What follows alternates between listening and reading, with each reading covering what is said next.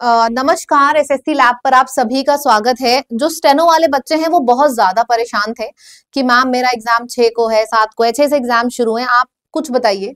तो आपके लिए मैं एक बहुत इंपॉर्टेंट मैसेज लेके आई हूँ, प्लीज ध्यान से सुनिएगा। बहुत लंबा वीडियो नहीं करूंगी, बस ध्यान से सुन लो, आपकी घबराहट आधे से ज्यादा वैसे ही कम हो जाएगी। स्टेनो वालों, आपका लेवल 12th का पेपर है और जो ये हाय हत्या पूरी मची हुई है ना, वो ग्रेजुएशन के लिए मची है। मैंने 10th जो बच्चा 10th का पेपर दे के आया था, मैंने उससे बात करी फोन पे, मैंने 12th वालों से बात करी और उन्होंने यही बोला कि जो आपका पेपर आ रहा था ना वही है। डिफरेंस क्या है? स्पीड थोड़ी तेज रखना, क्योंकि लेवल 10th का और 12th का इजी किया था एडिक्विटी ने।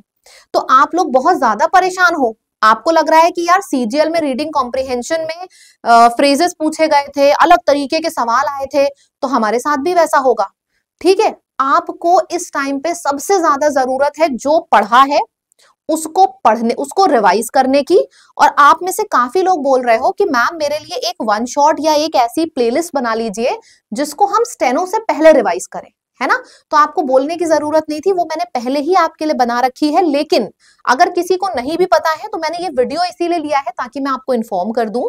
वोकैबुलरी एक प्लेलिस्ट बनी है, वोकैबुलरी फॉर एसएससी एग्जाम करके 10 का दम। इस वोकैबुलरी के सेशन से इस प्लेलिस्ट की लिंक मैं डिस्क्रिप्शन में डाल दूंगी, आपको ढूंढने की जरूरत नहीं है। बस चुपचाप 2x की स्पीड पे सुनते जाना सारे वर्ड्स। आपके एग्जाम्स में जो मैंने इसमें पढ़ाया है ना, छपे हुए शब्द आएंगे। आपको पता है एसएससी स्टेनो में मेरी एक स्टूडेंट है, देखिए शॉर्ट पढ़ा होगा, उसके इंग्लिश में 100 में से 100 सही हुए, मतलब सारे सवाल सही हुए। और उसने ये क्लियरली बोला है शॉर्ट में, वोकैब हो या रूल, सब कुछ वही आया था जो हमने पढ़ा था यहाँ पे। ठीक है, तो मैंने ये वीडियो इसलिए लिया है आपको भरोसा देने के लिए कि आपने जो पढ़ा है ना, उस पढ़ाई के दम पे आप 100 में 100 सही कर सकते हो। 80 और 90 के बारे में मत सोचो। एडिक्विटी ने पेपर बना दिया, टीसीएस ने पेपर बना दिया, इससे क्या। ठीक है, तो पता है आप जब घबराहट में आओगे तो चीजें गलत होंगी एग्जाम में। मैं यहाँ पे आपको डराने के लिए, एडमिट कार्ड गलत हो गया आप पहुंचोगे तो क्या, ये सब चीजों के लिए नहीं आई हूं। मैं एग्जाम से एक दिन पहले आई हूं आपको एक छोटा सा बस मोटिवेशन देने के लिए।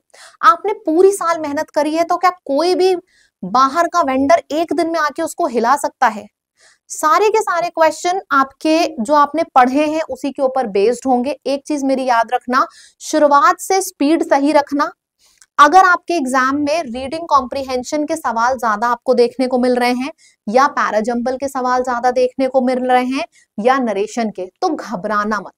जैसे हर एक स्टूडेंट, जैसे अभी एसएससी सीजीएल का एग्जाम था तो बच्चों ने सोचा था कि रीडिंग कॉम्प्रिहेंशन आएगा ही नहीं, रीडिंग कॉम्प्रिहेंशन के 5 सवाल आ गए, बच्चे वहीं पे घबरा गए। वॉइस और नरेशन का सीजीएल में सोचा था बच्चों ने, एक एक क्वेश्चन आया था, आ गया 8 क्वेश्चन, बच्चे घबरा गए। क्यों ये बता रही हूं आपको? इसलिए बता रही हूं क्योंकि एडिक्विटी पहली बार पेपर बना रहा है। जहां आप हो ना वहां हम भी हैं, लेकिन हम यहाँ पे बस एक चीज आपसे बोलने के लिए आए हैं कि आप रेडी जरूर रहना। आप ये मत सोच के जाना कि 100 सवाल जो आपने प्रैक्टिस किए थे कि 10 इसके आएंगे, 10 इसके आएंगे, 10 इसके आएंगे, वैसे ही आएगा, ये मत सोच के जाना। बस आप ये सोच के जाना कि हाँ, जो हमने पढ़ा है आएगा उसी में से, जो हमने पढ़ा है आएगा उसी में से, और आपको बस उसी के अंदर के सवालों को सही करते जाना है। ठीक है, ये चीज आपको याद रखनी है। नंबर चेंज हो सकता है, मैं फिर से बता रही हूं, ध्यान से सुनिए। अगर आप सोच के जा रहे हो कि 10 सवाल वॉइस के तो आएंगे ही आएंगे, 20 भी आ जाएंगे, तो घबराना मत, नंबर चेंज हो सकता है। आखिरी में वन शॉट रिवीजन करना है आपके लिए, मैं वोकैबुलरी 10 का दम की प्लेलिस्ट डाल रही हूं। Voice narration, parajumble, reading comprehension, ये सब कुछ ऐसे 4 टॉपिक हैं जो आपके एग्जामिनर के फेवरेट हैं, इस बार वाले एग्जामिनर के। ठीक है, तो वो कैब तो हमने इसमें से जितनी करी है इससे बाहर नहीं आनी है, अच्छे से रिवाइज करना। वॉइस और नरेशन के लिए और स्पेलिंग के लिए मैंने English one shot revision lecture की एक प्लेलिस्ट बनाई है, वो भी मैं डिस्क्रिप्शन में डालूंगी।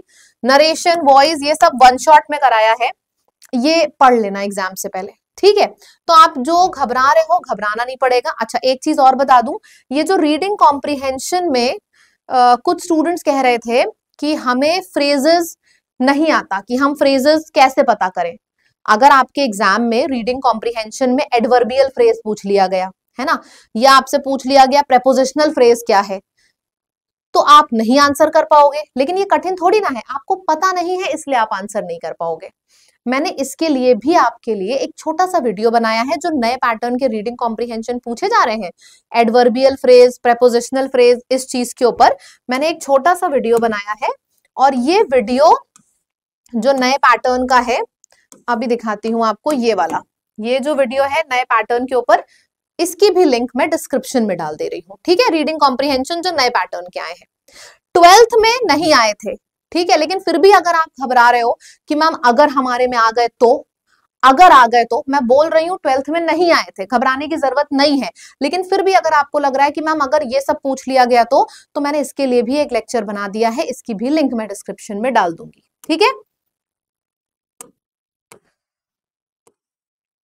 तो ये चीजें मुझे कुछ अपने स्टेनो वाले बच्चों को बतानी थी। ठीक है, और आखिरी में आके आपको कुछ एडवाइस के मामले में बस यही चीज दूंगी कि सब जो पढ़ा है वो आएगा, क्वेश्चन का नंबर चेंज हो सकता है।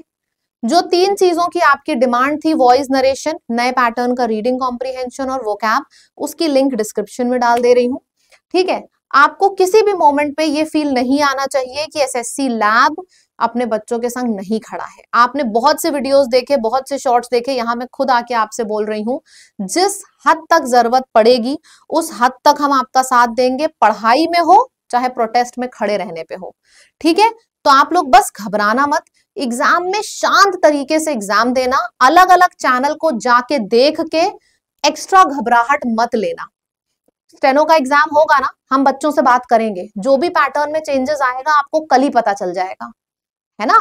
तो उसमें ये नहीं है कि अरे उसने बोल दिया 4-4 लाइन का एरर आ रहा है, नहीं, एक ही एक लाइन का एरर जैसा आ रहा था ना 12th में वैसा ही आया था। अभी फेज का जो 12th का पेपर मैंने स्कैन किया था। ठीक है, तो आप ये मत सोचना कि ग्रेजुएशन का बहुत डिफिकल्ट आया है तो आपका भी बहुत डिफिकल्ट आएगा। आराम से चिल मार के सोइए, एग्जामिनेशन सेंटर पे जाइए और ये सोच के बैठिए कि यार कोई भी सवाल आएगा, हमने पूरी साल मेहनत करी है, उसी में से आएगा। ठीक है, भगवान करे आप सभी का पेपर बहुत बहुत बहुत अच्छा हो, कोई दिक्कतें ना आए, मेरा आशीर्वाद हमेशा आपके साथ है। ठीक है, और जैसा भी स्टेनो में अपडेट्स आएंगी कल ही से आपको मिलने लगेंगी इसी चैनल पे। हम बहुत ज्यादा कंटेंट नहीं डालते, लेकिन मतलब का और रियल कंटेंट डालते हैं, ये आपने देख लिया होगा। ठीक है, तो चैनल को जरूर सब्सक्राइब रखें और बहुत एक्टिव रहें। जो भी इंफॉर्मेशन हमें मिलेगी कल, छोटी से बड़ी तक, सबसे पहले आपके पास आएगी। ठीक है, all the best and Mata Rani आप सबका एग्जाम बहुत अच्छा हो, आपको वो आशीर्वाद दें एग्जाम में। Thank you so much.